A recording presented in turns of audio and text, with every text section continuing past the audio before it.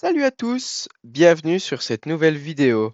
Aujourd'hui, on reçoit un invité de marque. Fred, pilote de ligne, nous parle des nuisances en tout genre liées au trafic aérien.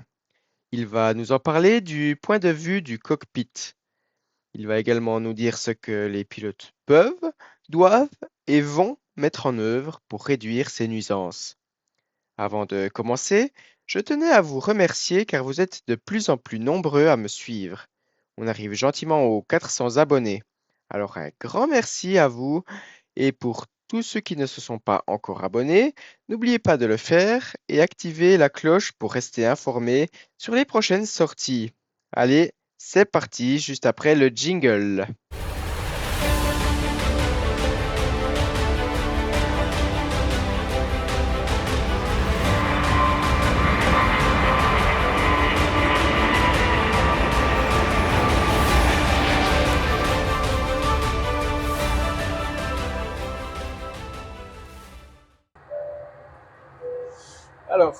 On se trouve au simulateur Swiss Cockpit à Delémont dans le Jura suisse. Avec moi, Fred, qui est pilote de ligne, dont une chaîne YouTube est dédiée à des interviews de personnages de l'aéronautique. Et je te laisse te présenter et bien sûr le nom sera dans la description. Moi c'est Frédéric, je travaille dans l'aviation, comme mon collègue me l'a dit ici. On est dans le simulateur ici de 737-800 NG, qui est un simulateur fait avec des pièces réelles. On est en plein vol ici, on est parti de Genève pour aller à Innsbruck. Donc ce sera un tout beau vol, on aura largement le temps de faire l'interview. Et puis, je suis déjà content de faire un interview avec toi. Passer sur ta chaîne. Pour le aussi. retour. Ouais, exactement. Puis voilà, on va un peu discuter d'aéro et puis il y aura aussi un peu d'actualité aéronautique apparemment dedans, j'ai vu. Exactement. Mais voilà, je suis super content de passer sur ta chaîne et puis on va aller comme ça, on fait comme sur ma chaîne. Exactement, à bonne ouais. de toute façon. Alors, pour commencer, y a-t-il des procédures que les pilotes doivent ou peuvent mettre en œuvre et exécuter afin de réduire les nuisances sonores lors des décollages pour les riverains des aéroports? Oui, alors en fait, maintenant, aujourd'hui, il existe pas mal de procédures qui existent pour réduire les bruits. D'ailleurs, je pense que aujourd'hui, dans le monde de l'aérien, de l'aéronautique, il y a trois piliers principaux qui sont recherchés depuis, je pense presque depuis le début de l'aviation. Hein. Bon, Oui. au début de l'aviation, on s'en occupait pas trop, mais je pense que depuis les 50 dernières années, maintenant, le but de l'aviation, c'est principalement le premier pilier. On est sur de la sécurité aéronautique. Oui. Hein, donc on va toujours aller chercher le moins de risques possible, que ce soit dans toutes les phases du vol, dans toutes les procédures, dans la maintenance, etc. Et puis ensuite, les autres phases les plus importantes, c'est justement la réduction des nuisances et la réduction des émissions polluantes. D'accord. Donc, ce qu'on appelle la pollution, ça peut être autant la pollution de l'atmosphère, hein, donc les pollutions de CO2, etc., mais aussi le bruit. Le bruit, c'est une pollution comme une autre. Donc c'est pour ça que maintenant on a des aéroports qui ferment aussi, qui ont des taux d'ouverture qui sont plus réduits. Hein, des aéroports qui ferment à 20h, 22h, 23h, plutôt 23h. Et puis dans les procédures de pilotage, on a maintenant des procédures qui visent à réduire le son, mais aussi la pollution. Puis généralement, l'un va de pair avec l'autre. Parce que si on émet moins de bruit, forcément on pollue moins, puisque les moteurs, l'émission principale de bruit d'un avion, c'est les deux moteurs ou plus qu'il a sous les ailes. Donc si on décolle moins fort, typiquement le système flex, hein, pour ceux qui connaissent de l'Airbus ou le système SEL, comme on a ici sur un Boeing qui est sensiblement la même chose, permet justement de réduire aussi la consommation des moteurs et donc les émissions sonores. Tu as aussi une autre façon de réduire du bruit, c'est justement les trajectoires de décollage et d'atterrissage. Mais quoique maintenant, à l'atterrissage, un avion, on n'émet quasiment plus rien. Tu avais vu la 380 hein, qui pose à Zurich. Voilà, exactement. Si on ne sait pas qu'il est à côté, pourtant tu es en ligne droite, tu es à 400 mètres de l'avion, 400-500 mètres de l'avion, tu ne l'entends absolument pas. Exactement. C'est zéro bruit. Donc maintenant, c'est plutôt le challenge, ça va plutôt être au décollage. D'ailleurs, tu l'as vu au décollage qu'on a fait ici. Oui. On décolle de Genève et immédiatement, gros virage à droite. Oui. Ça permet justement de casser le bruit. Okay. Donc en fonction des agglomérations qu'on a autour des pistes, on va chercher à aller diriger le bruit ailleurs que directement sur la ville ou sur la localité qui borde le terrain. Donc ça, c'est des façons de faire. Et puis la technologie aujourd'hui de la machine fait que les avions sont beaucoup plus silencieux par leur aérodynamique et puis par la construction même des moteurs qui sont beaucoup plus silencieux, qui tournent moins vite aussi. Okay. Voilà. Plus on a un moteur qui a un diamètre qui est grand. Alors les gens aujourd'hui, ce qui est très mal compris, puis c'est bien qu'on en parle aujourd'hui sur ta chaîne, c'est que les gens qui ne connaissent pas l'aéronautique, la mécanique aéronautique, pensent que voilà, plus le moteur est gros, plus le moteur consomme. Puis aujourd'hui, la norme, ce qu'on fait sur les avions, c'est des moteurs qui ont des diamètres qui sont gigantesques, le plus grand possible. Y compris sur du court courrier. On prend la 220, c'est des moteurs qui sont absolument géants pour la catégorie de l'avion. Hein. Mais je crois que c'est les mêmes moteurs que pour la 320. Ouais, c'est un peu de choses près, c'est exactement ça. Exactement. Donc les nacelles sont très grandes par rapport à l'avion. Donc on va aller en augmentant le diamètre. En fait, les moteurs tournent moins fort, parce que la pale se déplace plus vite.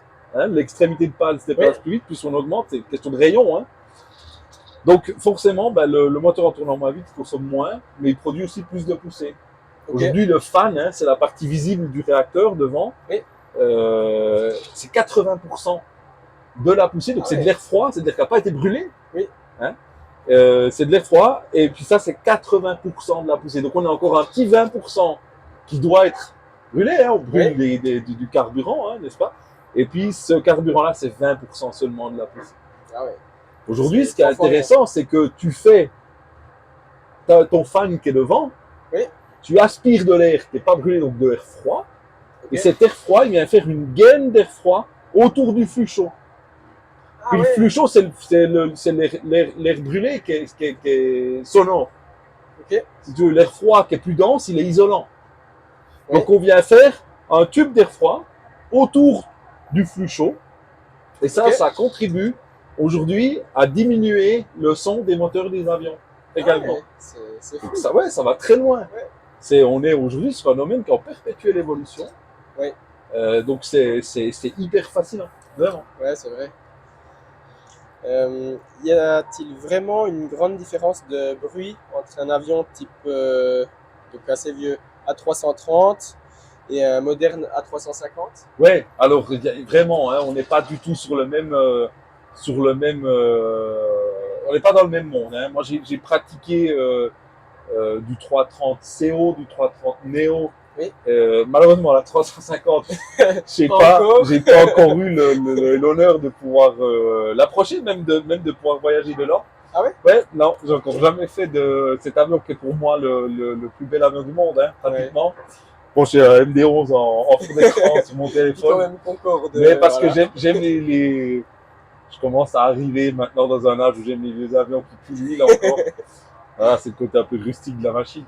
Mais voilà. Alors les différences aujourd'hui, elles sont même pas mesurables. Ça veut dire que si tu prends un A330 de première génération en CO, et puis un avion comme un A350 aujourd'hui, déjà la conception même de la machine est complètement différente.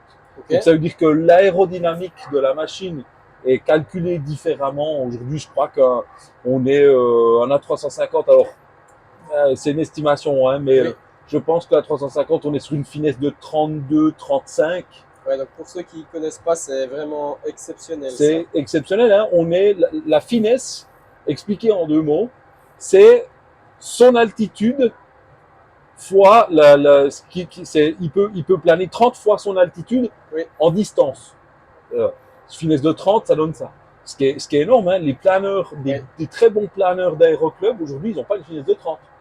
Ouais, donc c'est vraiment donc on est exceptionnel. Et plus l'aérodynamique de l'avion est travaillée, Oui. plus on aura cette capacité à moins consommer, à se déplacer mieux dans l'air. D'accord. Avec la 330, on a une finesse à peu près de 30. Ah ouais. Donc plus le ratio augmente, c'est de 30 à 32, il y a un vrai monde, hein, parce que déjà la 330, on était sur un ratio qui est déjà juste terriblement incroyable. Ouais. Bon, on s'en Donc souvient avec pour grappiller un peu plus, 330 qui était tombé en panne de carburant et puis qui avait dû aller jusqu'en F-Transat, ouais. Voilà, exactement. Ouais, qui était un avion en fait finalement qui volait trop bien. Hein. C'était presque ça leur a sauvé la vie. Ça leur a sauvé la vie d'ailleurs. Hein. Donc oui, aujourd'hui, on a une vraie différence de par la conception des moteurs aussi, parce que bah, le CO, c'est un 330 de première génération. Exactement. Donc les moteurs sont aussi beaucoup plus petits, ils sont plus bruyants, ils tournent beaucoup plus vite. Oui. Et puis aujourd'hui, un A350, c'est un avion qui est full carbone, qui a des moteurs de toute nouvelle génération. Ouais, on est aussi sur des matériaux de construction complètement différents. Bien sûr, les matériaux de l'avion font aussi une sonorité différente de la machine. Hein. Ça, et non pas que par leur masse qui est différente. Complètement, bien sûr. Alors, par le fait que c'est un autre matériau. Je te dis, la masse aujourd'hui d'une machine, elle est pas synonyme de bruit ou non. Hein, si on reprend un 380, même au décollage, un 380, il fait pas de bruit. Ouais. C'est incroyable. C'est un avion qui se déplace pas. Pourtant, c'est un avion qui fait quasiment 400 tonnes. Ouais, c'est. Et ça fait zéro bruit, quoi. Hein. C'est un truc.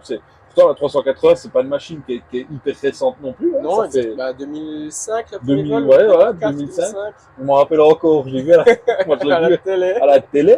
Moi, j'étais même pas né. Il était même pas né. Moi, j'ai vu à la télé, donc ça remonte un peu. Et puis, c'était déjà un avion qui était extrêmement silencieux. A contrario, un petit avion d'aéroclub, ça fait une pétée de bruit. Ouais, ça consomme quand même c'est hyper sonore. Aujourd'hui, bon, alors c'est clair qu'un avion de ligne, ça va faire plus de bruit qu'un avion d'aéroclub.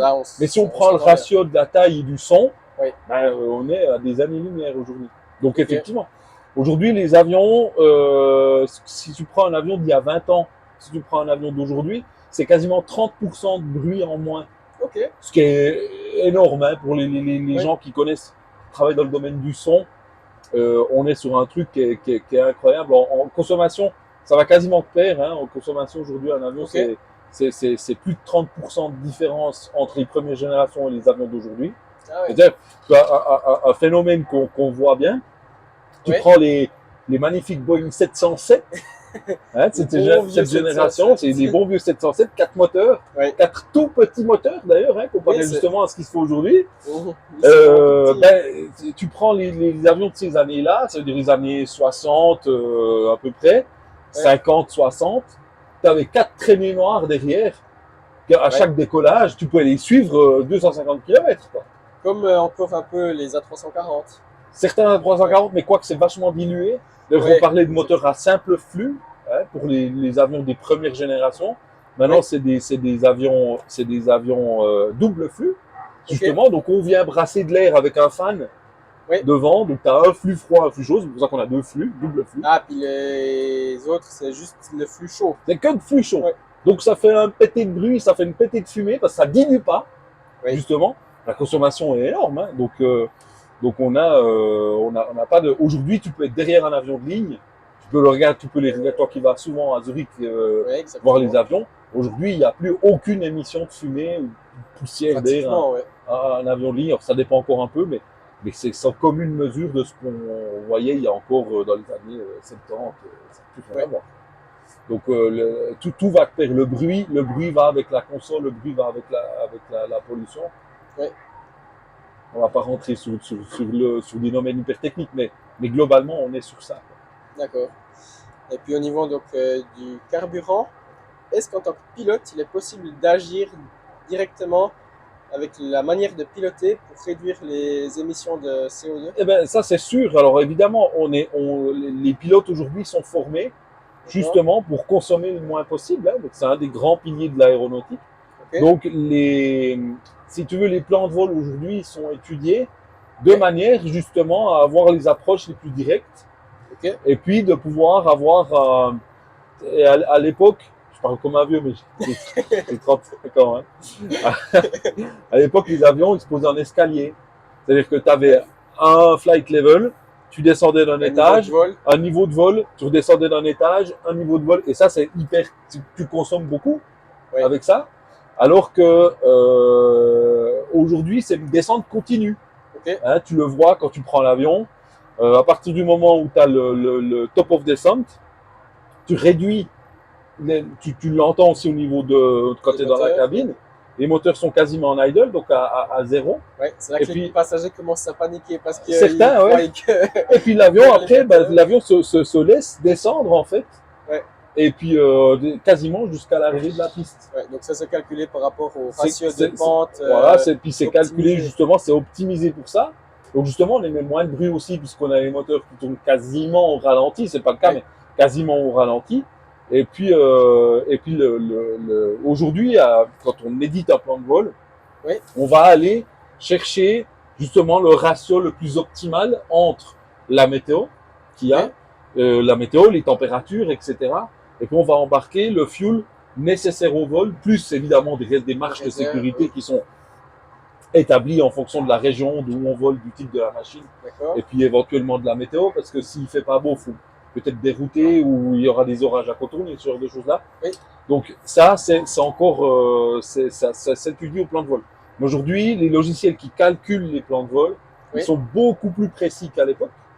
Et puis on arrive justement à embarquer moins de fuel. Donc si on a moins de fuel à bord, c'est pas qu'on le lien est peut-être abstrait vis-à-vis comme ça, parce qu'on se dit ouais, mais ma voiture qu'elle a un réservoir plein ou un réservoir vide, je fais du 8 litres au 100, quasiment la même chose. Donc en fait sur un avion de ligne, ben, plus l'avion est lourd, plus il aura tendance à consommer quand même, évidemment. Donc c'est justement en allégeant la machine en termes de fuel qu'on va pouvoir aussi augmenter en autonomie de la machine et puis surtout en consommation.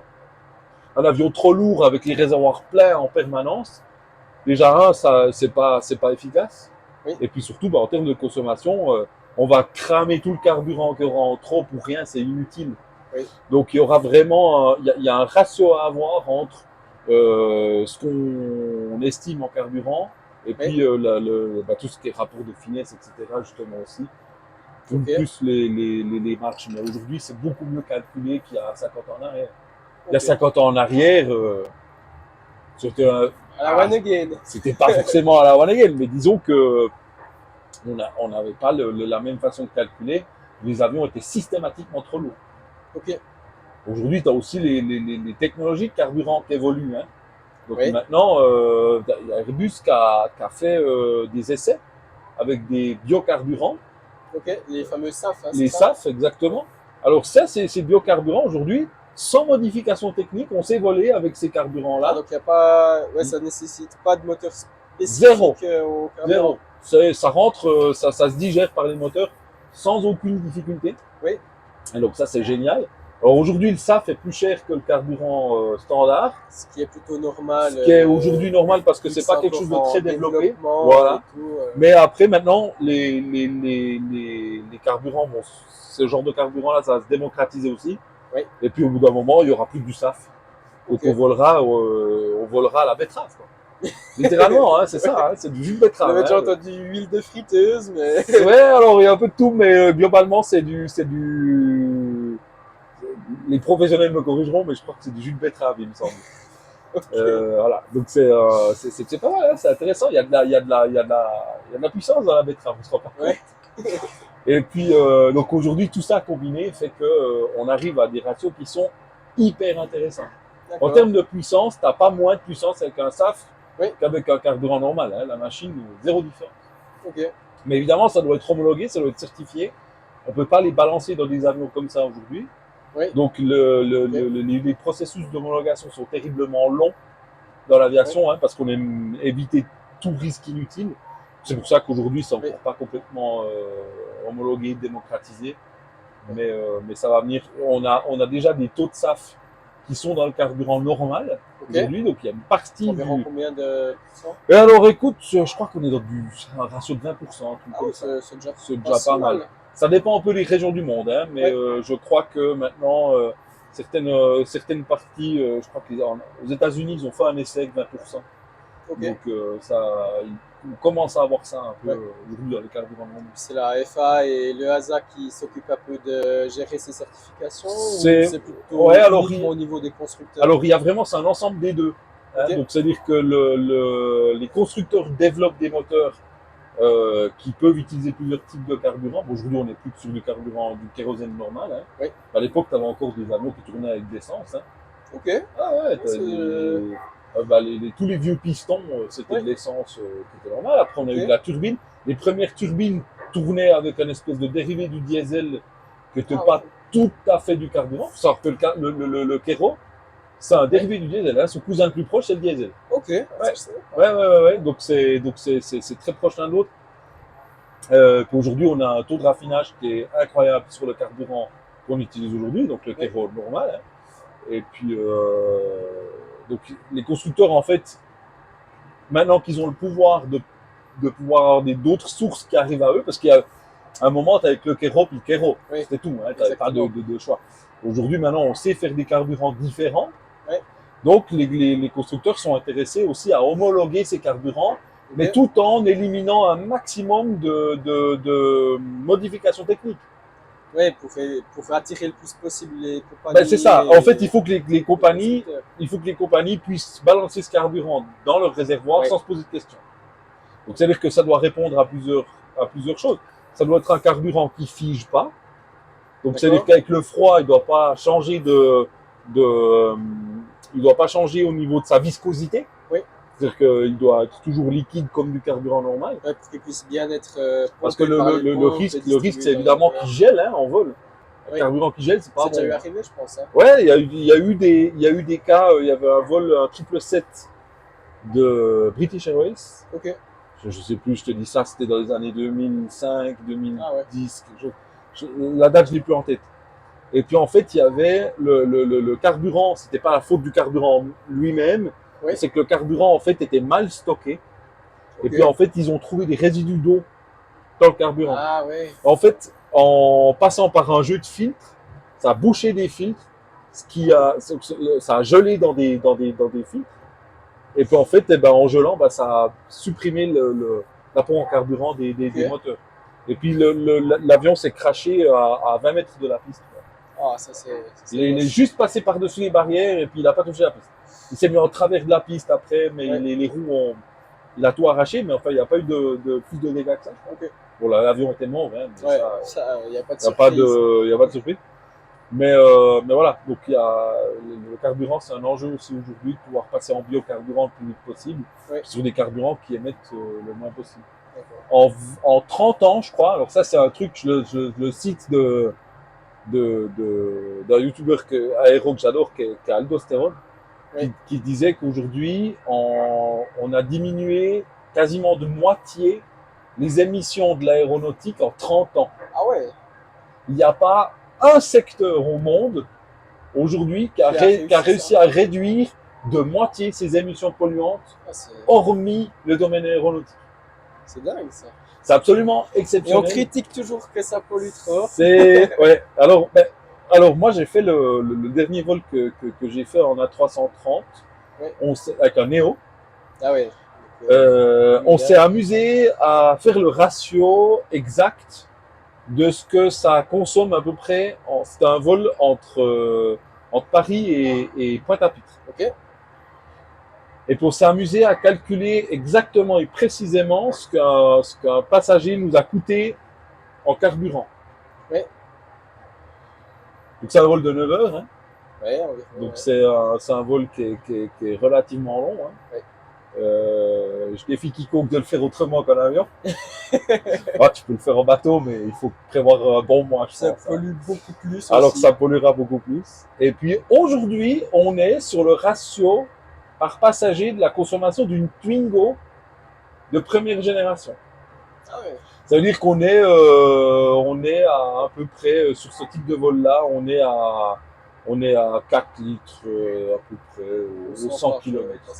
4 à 5 litres au 100 km par passager. C'est pas dégueulasse. Alors je défie quiconque d'essayer de faire mieux. Moi, les paris, c'est ouvert, il n'y a pas de problème. Donc voilà, aujourd'hui, faire voler des gens à 4 à 5 litres au 100 km, Eh ben, c'est impossible. Ok. Donc aujourd'hui, l'aéronautique en lui-même, c'est un très bon acteur dans le jeu de la décarbonisation Ouais. et de la dépollution. Ok. Aujourd'hui, on ne fait pas mieux que l'aéro. Donc Ouais. ça, c'est quelque chose, moi j'essaie de faire relativiser les gens qui disent que l'avion ça pollue et tout, mais par passager, on est sur un ratio qui est ultra faible. Ouais. Alors le Ok. 350, il est même encore mieux, Encore mieux, ouais. il a des ratios plus bas. Ouais, je crois que j'avais vu 2,8 Ouais, un truc comme ça, environ en 2,8 au moyenne. 100 ou un truc du genre. Ouais. C'est même pas 3 litres. Ouais. Donc aujourd'hui, c'est Après, ça incroyable. dépend bien sûr de plusieurs facteurs, mais Essaie de te déplacer à 4 litres au 100, à 900 km/h, comme on est là, ouais. et puis te déplacer comme ça à travers le monde à si peu. Aujourd'hui, c'est imbattable. Alors, on a le train, mais le train pour aller à Pointe-à-Pitre, depuis Paris, On est un peu mal barré. c'est compliqué. En tout cas, à ma Ouais. connaissance, on l'a pas. Ok. Et puis, bah voilà, après, aujourd'hui, l'aviation, c'est quelque chose. Alors bon, les gens diront que je suis biaisé, on m'a dit des mauvais chiffres, et puis voilà. Mais aujourd'hui, Des bons élèves. faut pas faire mieux, on est des bons élèves, exactement. Puis tu disais avant, les avions de nouvelle génération polluent beaucoup moins que les d'ancienne génération. Ouais. Alors, on entend souvent entre l'A320 de première génération puis le Neo. Ouais. Alors, est-ce que la différence est vraiment forte et est-ce qu'on la ressent depuis le cockpit en fait cette différence Alors, de la 320 Neo pousse plus fort que la version CO. Ouais. Donc on a des performances qui sont largement meilleures en termes de performance de vol. D'accord. Et puis les calculs par rapport au plan de vol, par rapport à la consommation qu'on aura, Ouais. sont plus basses, bien sûr, que la version CO. Ok. Ça, c'est indéniable. Ça se voit. Après, de là à dire que ça se ressent dans le cockpit, pas forcément directement lié à la consommation, mais par contre, les moteurs sont beaucoup plus efficients avec une Ouais. consommation moindre que les versions antérieures, CO, etc. Ok. Bah, Et un chiffre. bah écoute, on est de l'ordre de 25%. Ah ouais. Donc 25-30%. Donc on est vraiment sur une différence qui est gigantesque. Hein. Et c'est justement avec ces versions-là qu'on peut voir pour les billets d'avion d'avoir une réduction un peu de Alors prix, ça intéresse beaucoup du fait les. que ça pollue un peu moins. Bien sûr. C'est vraiment marqué quand tu achètes ton billet que Complètement. ça va Alors polluer moins. l'acteur principal aujourd'hui d'un prix du billet, c'est le carburant. Hein. Ok. Ça, c'est le premier facteur. Ouais. Et puis après, tu as d'autres facteurs, c'est la rentabilité du vol, si les soutes sont pleines avec du fret, ce genre de choses-là, parce Ok. que le fret est très rentable, hein, mine de rien. Ouais. Et puis, il a figé. Il a figé, donc on a vraiment le temps. Et puis donc voilà, c'est le fret est rentable. Évidemment, le fait de voler en avion plein au niveau des passagers, bah, c'est clair que c'est toujours plus écologique de voler avec un avion plein qu'avec 4 personnes dedans. Ouais. Ça, c'est sûr, mais aujourd'hui, ça se voit plus. Hein. Un avion qui vole vide, ça se voit plus. Ouais, sauf pour des vols d'affrétage. Alors des vols, des choses. vols très particuliers, oui, mais disons dans le service normal. Aujourd'hui, les gens qui disent ouais, mais l'avion il vole à vide, même s'il a 4 personnes, c'est clair que l'avion il va voler même avec 4 personnes. Parce que de l'autre côté, il a attendu et puis il va sûrement rentrer à plein. Mais moi, j'ai jamais vu un avion voler avec 4 personnes. Ok. Ça n'existe pas. Les avions sont pleins tout le temps. Aujourd'hui, depuis le Covid, ça a repris de manière qu'on n'aurait jamais pu imaginer. Ok, ouais. Hein, donc ça a repris beaucoup plus qu'avant. Ouais. Les avions sont pleins tout le temps. Donc aujourd'hui, la plupart des avions ont un taux de rentabilité qui est exceptionnel. Ah ouais. Mais pour en revenir à la différence entre le CO et le NEO, oui, alors au niveau de la façon même de voler, elle est pas tout à fait différente parce que globalement, ça reste plus ou moins la même machine. Oui. Mais par contre, tu sens que ça pousse plus, que c'est plus efficient et puis qu'on est sur des moteurs qui sont beaucoup plus modernes, beaucoup plus récents. Ouais. Machine qui tourne très bien, c'est une fiabilité qui est exceptionnelle hein, aujourd'hui. C'est un véritable plaisir de voler là-dessus. Ouais. C'est des bonnes machines, c'est solide, c'est encore, je te dirais, le 320 Neo, il est un peu à la croisée des deux mondes, entre les avions un peu anciens, Ouais. et puis on le voit par le cockpit aussi, hein, c'est encore sûr, bah, c'est encore des écrans comme on a ici, Ouais. des petits écrans. Et puis il est entre la croisée des chemins, entre le 320 et le 350 qui est full screen, c'est un Ouais. glass cockpit complet, et puis c'est un avion qui a complètement rien à voir. Donc moi j'aime bien ces avions-là Ouais. parce que ils sont à la fois modernes, mais ils ont ce côté un rétro. petit peu rétro qui correspond bien à ma génération. Tu vois, Ouais. c'est comme cette machine ici, hein, le 737-800, Ouais. qui est un peu aussi, globalement, qui est à peu près contemporain. Ouais. En fait, c'est le cockpit par excellence. C'est le cockpit que tout le monde s'imagine. Ouais, cockpit, moi en fait, j'aime c'est le beaucoup parce cliché. que, ouais, c'est le 737 est une machine que j'adore, que vraiment. Alors, j'ai pas eu l'occasion de le voler en vrai parce que j'ai pas de Licence. qualif sur ces machines-là. Ouais. Je le pratique beaucoup ici, qu'un cockpit qui est Exceptionnel. absolument juste. Ouais. C'est un cockpit qui est study level, hein, donc qui permettrait de pouvoir faire de la formation dessus. Alors nous, on Ouais. l'utilise en cadre privé, Exactement. Ouais. évidemment, mais qui permettrait largement de faire du study level, qui est juste incroyable. Donc Ouais. c'est vraiment génial à piloter. Puis c'est les générations de machines que moi j'aime bien. Ouais. Moi j'aime beaucoup, si tu veux, les avions des années 70, Ouais. de Ouais. 70 jusqu'à maintenant. Des Ouais, années 70 pareil. jusqu'à maintenant. Mais de 70 à 2000, 2010 au plus, c'est vraiment des avions moi, qui me parlent beaucoup. Ouais. J'aime ça.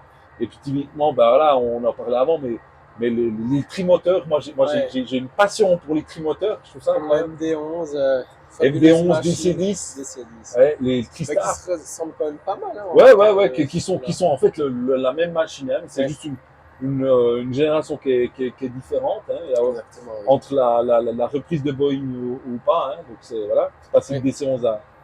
Mais c'est des machines que j'adore. Le Lockheed Tristar aussi, que une machine que je trouve absolument incroyable.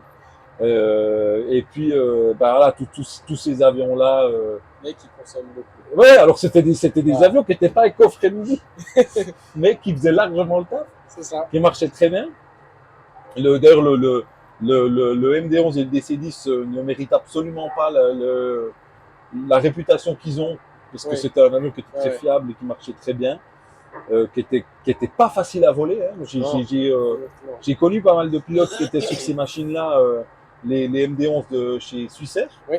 et Suisse, hein, parce que Suisse a encore volé en MD-11 pendant un petit moment. Oui, c'est juste. Ouais. Et c'est des avions qui étaient très techniques à voler. Typiquement, les approches étaient compliquées. C'était vraiment un avion qui était pas facile, mais un très bel avion. On commençait bah, justement à avoir de l'écran, de la commande de vol assistée. C'était Oui. vraiment quelque chose qui Il y avait aussi les tout débuts de la commande de vol électrique. Ouais, avec le ouais, ouais, Concorde. bien sûr, bien sûr. Bah, bon, le Concorde, c'était quasiment un précurseur en termes de commande de vol électrique. Il y avait des avions militaires qui avaient de la commande de vol électrique avant le Concorde. Typiquement les Mirages, hein, ce genre de choses-là. Ok. Et puis après, ça s'est démocratisé sur l'aviation, l'aviation civile. Et puis, bah voilà, aujourd'hui, tout le monde vole un petit peu avec le Concorde. Hein. Ouais. Parce qu'on a un gros héritage du Concorde sur tous les Airbus. Il y a un peu de Concorde dans le 350 Ouais. encore. Et au final, dans tous ces avions, ils ont vraiment contribué, chacun, avec des petites améliorations pour faire toujours moins de bruit et puis Ouais. consommer moins. Bien C'est ça. sûr, évidemment. Et puis ça, depuis toujours. Le Concorde n'était pas forcément le meilleur élève. Ouais. Mais grâce à Concorde, on a aujourd'hui de la commande de vol électrique. Qui sert aussi à faire des économies de carburant. Évidemment, bien sûr, parce que le système est beaucoup plus léger Oui. qu'un système standard comme on aurait sur cet avion ici. Et puis ça contribue largement à faire de l'économie, de voler plus précis, les surfaces de vol répondent différemment, c'est beaucoup plus évolué. Donc on a vraiment, une super machine. Aujourd'hui, c'est des avions. Alors chaque fois, on dit qu'on peut pas faire mieux. On fait quand même encore mieux à chaque fois.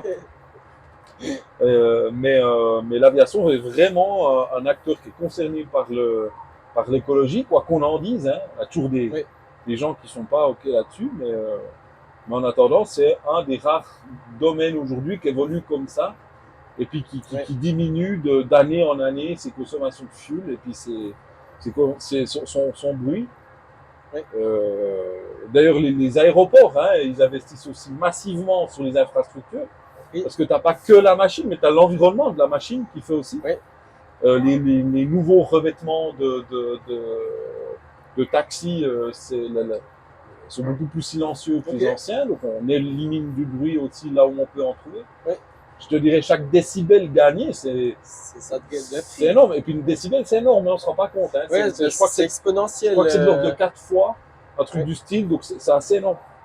Donc ça fait aussi. Et puis les aéroports investissent aussi directement chez les riverains des aéroports.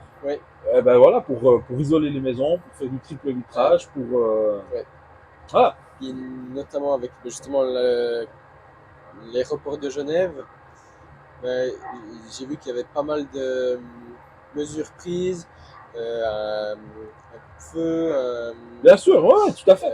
des mesures spéciales pour le générateur auxiliaire, APU pour les compresseurs. Alors, bien sûr, les normes d'usage des avions, typiquement, justement, l'usage de l'APU, hein, aujourd'hui, les temps d'APU sont limités. Sur quasiment la plupart des aéroports en Suisse, en tout cas en Suisse, les temps d'APU sont limités parce que l'APU, c'est le générateur qu'on a à bord de la machine qui se trouve dans le cône de queue de l'avion, qui est extrêmement bruyant. Hein, d'ailleurs, 120 décibels, j'avais vu. C'est 120 décibels, c'est terrifiant, quoi. Pour ceux qui descendent, qui font le tour avion avec un APU en marche, c'est affolant, quoi. C'est terrible. Donc, la norme en général, c'est 70 décibels. C'est ça. Le maximum qu'on devrait entendre. Mais les APU, c'est terrible. Donc ça aujourd'hui, c'est aussi quelque chose qui va en évoluant. Donc c'est très dur techniquement de diminuer le son d'un APU. Pratiquement pas possible. Donc ça veut dire que le seul truc où tu peux aujourd'hui jouer dessus, c'est le temps d'usage. Donc ça veut dire que Genève et Zurich aujourd'hui, dès que tu arrives, tu es branché au sol par le réseau interne de l'aéroport. Ce qu'on appelle le ground power. Alors le ground power, c'est principalement le petit générateur qui est à côté de l'avion. Là aujourd'hui, tu le supprimes. Et puis tu viens directement te brancher au réseau de l'aéroport. Donc on parle toujours de ground power parce que c'est la puissance qui vient du sol. Mais on n'a plus cette petite voiturette qui fait du potin. Pas possible. Donc ça aussi, ça réduit le bruit. Ça réduit le bruit. Donc c'est plus économique en termes de carburant, puisque bien sûr, il n'y a rien qui consomme de carburant en direct. Et puis, on est alimenté directement par le sol. Donc ça fait aussi aujourd'hui une différence qui est énorme. Hein. Et puis, voilà, les riverains sont mieux isolés. Alors bon, c'est un truc qui est un peu compliqué, les riverains, parce que c'est clair que le terrain est pas cher, l'immobilier est pas cher, mais d'après moi, et c'est vraiment personnel, je veux pas que tu aies des problèmes de ta chaîne, c'est un sujet qui me turlupine un peu, c'est pas ça. Mais je ne comprendrai jamais les gens qui viennent habiter à proximité directe des pistes et qui se plaignent après que c'est bruyant. Il y a un moment, il faut aussi, je pense, de la part des gens, comprendre que les abords immédiats d'un aéroport, ou alors sauf où tu vis dans le cas très peu probable où ta maison était là avant l'aéroport.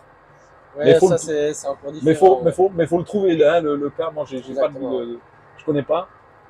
Mais globalement, je pense 99,9,9,9% les gens viennent après l'aéroport. Alors là, moi j'ai du mal, si tu veux, à comprendre que qu'on puisse se plaindre par rapport à ça. Et puis parce que quand tu arrives à faire signe depuis chez toi au pilote Ouais, qui est dans le cockpit, il y a un moment, c'est sûr. voilà. Mais t'as pas autant de... La personne qui habite à côté d'une gare de triage dans le ferroviaire, il a C'est plus ou autant de moins la même bruit chose, que... ouais. Ouais, voire pire. C'est des bruits hyper aigus. Voilà. Et puis pour terminer concrètement, est-ce que des procédures de décollage et d'atterrissage évoluent de manière à augmenter la sécurité de ces phases critiques? Ça fait d'ailleurs souvent la une des médias, Ouais, notamment avec le crash du Concorde, du MD-11 du PS assez récemment, ou ouais. encore du Boeing 787 Dreamliner Air India. Alors, si tu veux ces cas-là, en fait, c'est plutôt lié à des défaillances soit humaines, soit mécaniques. Si on D'accord, oui. prend le MD-11 de UPS, là, qui a littéralement perdu un moteur au sens propre du terme, Oui, hein, le moteur s'est décroché.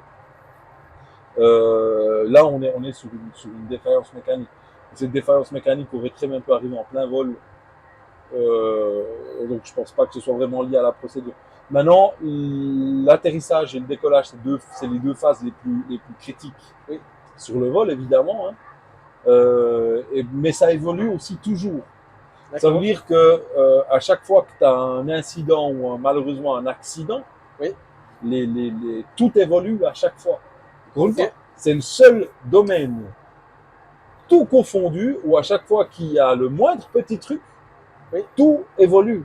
ok, Hein, aujourd'hui, imagine-toi si on ferait ça dans le routier, oui, si chaque fois que Tati Huguette elle fait une sortie de route, il y a, tout change, ce serait oui, évidemment pas possible, tu vois.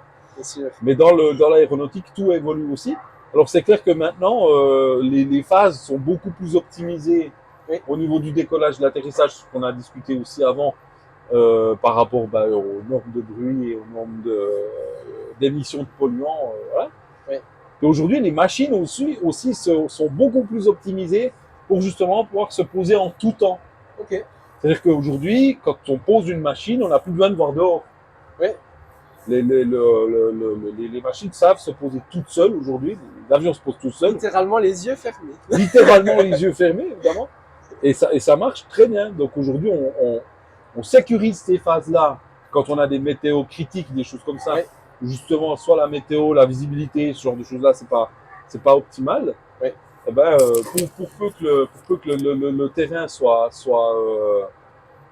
équipé, mais c'est ok, le cas oui. de tous les aéroports nationaux et Ouais, en gros, tous internationaux. les aéroports où des avions de ligne peuvent Voilà. atterrir. Puis même, encore même maintenant, aujourd'hui, ça commence à se démocratiser sur des plateformes plus petites. Oui, Mais les machines, aujourd'hui, se posent littéralement toutes seules. Hein. Donc, oui, ça, le plus critique, c'est l'atterrissage. ok. Et puis, donc aujourd'hui, évidemment, le risque zéro n'existe pas, Oui, ça on est même si on d'accord. tend à aller le chercher de plus en plus. Mais Oui, voilà, il y a toujours une phase de risque quand même. Voilà, après le train, c'est l'avion, hein, le plus sûr du monde. Ah, je oui. crois que même l'avion est devant maintenant. Ça fait même, il me semble, un Ouais, moment que c'est bien possible. Moi, je suis c'est vieux, tu plus sais. fiable. Mais voilà, le duo en termes de safety, c'est le train et l'avion, Oui, évidemment. Et puis aujourd'hui, bah voilà, ça s'est pas décollé tout seul, mais ça s'est atterri tout seul par quasiment n'importe quelle condition de visibilité. oui, Le vent, ça joue toujours un rôle, mais aujourd'hui, ça s'est quasiment se poser par n'importe quel temps. ok. Et puis aujourd'hui, bah voilà, tout évolue de manière exponentielle au fur et à mesure des années. Oui, Et peut-être qu'un jour, on sera plus là. ouais, C'est-à-dire qu'il n'y aura plus besoin de toi et moi dans un cockpit pour pouvoir voler exactement. une machine. Ce qui, voilà, aujourd'hui, on a des drones, on sait faire voler des drones, Oui, typiquement dans des terrains en guerre, ce genre de choses-là, territoires en guerre, etc. oui. Et ça vole très très bien, ça décolle, ça se pose tout seul, il n'y a pas de Donc problème. la prochaine étape, ce serait du coup le décollage full automatique. Alors, le décollage en full automatique, pour le moment, il n'est pas prévu.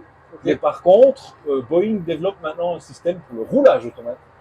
Ah ouais, d'ailleurs, je crois que Airbus a déjà, avec notamment le 380, je crois qu'ils Ouais. ont déjà Alors, quelque chose si tu qui veux, ressemble. ils ont un roulage qui est optimisé, mais il n'est pas en automatique. Ok, Ça veut dire que ça t'aide à manœuvrer sous les taxis. Tu as, oui, t'as des cartes qui te permettent de rouler, etc. Mais là, maintenant, Airbus, ils ont fait un test sur un 350 d'essai Ok. où littéralement, tu lui dis la porte à, Où tu vas aller, à ouais. arriver et il arrive tout seul comme un an. Ouais, ça c'est pas mal, surtout quand il y a du brouillard ou que c'est un aéroport que tu connais pas. C'est ça. Et tu m'avais raconté qu'une fois à Zurich, Ça a un peu bourré. tu avais demandé Voilà. le follow me. Oui, parce qu'on savait plus où j'étais. On dira pas le nom de la compagnie. Ouais. Mais voilà, ça, bien sûr, ça peut aider, évidemment. Donc voilà, c'est un secteur qui est fascinant pour ça parce que Ouais. c'est une évolution en permanence. Ben, probablement que d'ici quelques années, ce que je te dis maintenant, ben, Ça sera plus ce sera plus d'actualité. d'actualité parce qu'on aura dépassé ces seuils. Ouais. Ce que je souhaite. Ce qu'il faut espérer, ouais. Aujourd'hui, on a des constructeurs aéronautiques qui cherchent même pour de l'avion régional à passer en électrique. Oui. Je suis pas fermé, je suis pas contre. Alors, non, Je pense qu'aujourd'hui, on n'est pas encore complètement prêt à pouvoir aller sur l'électrique. Oui. Pour avoir essayé et vu des avions électriques légers, donc des avions de tourisme, style ouais. à peu près le même gabarit de ce que tu pilotes, hein, Ouais. WT9, ce genre de choses-là. Qu'il soit électrique ou qu'il soit thermique, niveau bruit, Oui. quasiment zéro différence. Ok, j'avais entendu dire que l'électrique pouvait être un tout petit peu plus bruyant. Alors, si tu veux, l'électrique en fait, parce que le moteur thermique d'un avion léger aujourd'hui, Ouais. c'est déjà pas très très bruyant à la base, mais ce qui est bruyant, c'est surtout le bruit d'air généré Ouais, par l'hélice. exactement. Ouais. Quand on l'entend un avion léger passer à côté, c'est principalement le bruit de l'hélice, le bruit Ok. de l'air, hein, qui fait beaucoup de bruit. Donc que ton hélice soit mue par un moteur électrique ou par un moteur thermique, elle fera le même bruit. Ouais. À moins d'aller travailler vraiment sur l'aéro d'une hélice hyper performante, etc. Mais du coup, Ok. ton avion léger, il est impayable. Ouais. Quand maintenant, tu as déjà des hélices qui sont liftées, qui sont en carbone, qui sont voilà. Ouais. Mais globalement, le son en lui-même, sur de l'électrique ou du thermique, moi, ça m'a pas choqué plus que ça. Ok. La différence de son. Si tu veux dire, j'étais. Ouais. Ouais, voilà, c'était un peu. L'avantage, c'est que le moteur électrique, dès que tu es à l'arrêt, tu peux le couper. Ok. Si tu as un temps d'attente, dès qu'on te dit de rouler, tac, il se remet en marche tout de suite, il n'y a pas de délai, il n'y a pas de temps de chauffe. Ouais. Donc tu arrives à réduire du bruit à ce genre d'endroit-là. Mais l'avion en décollage, plein pot, avec un moteur électrique ou un moteur thermique, la différence n'est pas si flagrante que ça. Ok. Peut-être que je suis un peu sourd, mais la différence n'est pas énorme. Ouais. Voilà, c'est vraiment. Mais ça évolue. Il y a maintenant, je crois que c'est General Electric qui cherche aussi des moteurs à hydrogène maintenant. Sur Ouais, ça me dit quelque chose. Ouais. Bon, pourquoi pas. Ouais, à voir. C'est toujours en évolution. Et puis, le jour où tu seras en commandant de bord sur la ligne, ben, tu pourras me dire qu'est-ce qui se passe. Exactement. Où ça en est. En tout cas, c'est ce que je te souhaite. Ouais, merci. En tout cas, sur ces belles paroles, c'est gentiment la fin. Ouais. Je te remercie d'avoir répondu à mes quelques questions. Ben, avec grand plaisir. Bien évidemment, le lien vers ta chaîne YouTube Histoire d'avion sera dans la description, ainsi que Merci. le lien vers le site internet du simulateur qui est exceptionnel. Je vous conseille vraiment de... N'hésitez pas à venir, si vous êtes dans la région ou même un peu plus loin, n'hésitez pas Même si à vous venir y voler connaissez. sur ce beau simu. Ouais, puis même si vous y connaissez rien à l'aviation, tout le monde apprécie, tout le monde réussit vraiment à apprécier les moments. Ouais, c'est passés à ce hyper, simulateur. hyper chouette. Et puis, vous aurez peut-être l'occasion de croiser votre youtubeur Exactement. préféré qui sera aussi ici. Et puis voilà. En tout cas, je te souhaite bon vol, fly safe. Merci. Allez, Et puis, à la prochaine. à la prochaine. Ciao, ciao. Bah, il a fraisé aussi là. Il a pris.